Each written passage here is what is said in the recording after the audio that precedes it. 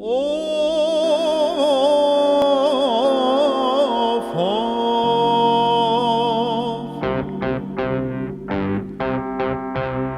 Sana dün bir tepeden baktım aziz İstanbul.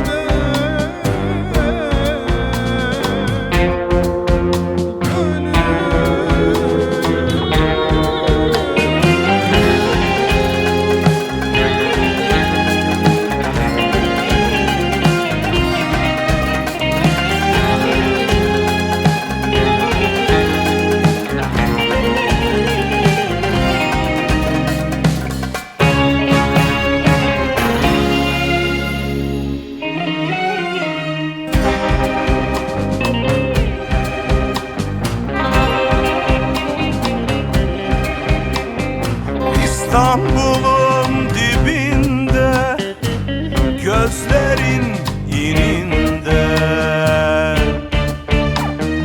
İstanbul'un dibinde, küflenmiş nefeste. 3 metrekare penceresiz, ne hayatlar derinde. 3 metrekare penceresiz, uykusuz mesaide. Parlatın, hadi parlatın, vitrinleri parlatın. Çatlatın, oy çatlatın, aç gözleri çatlatın. Karnımızda sözümüz, aman kapıyı kapat, kapat, kapat. Burnun titremesin ha şükürden şu pastan. Sen eğlenmene bak, sen eğlenmene bak. Kapat, kapat, kapat. Lotus çiçeği dolu işçikileri, soğan kokuyor her yer. Aman uzak dur ha, kinin bulaşmasın. Ah, kinin bulaşmasın, kinin bulaşmasın. Kapat, kapat, kapat. Hayırlı cumalar efendiler, hatırlı beyler, meyhaneciler. Rahatınız bozulmasın cümle düşman kardeşler. Verirsiniz artık bir zeka. Ya ben, ya ben, ya ben, altı üstü üstü alta, çevirmezsem işim hasta.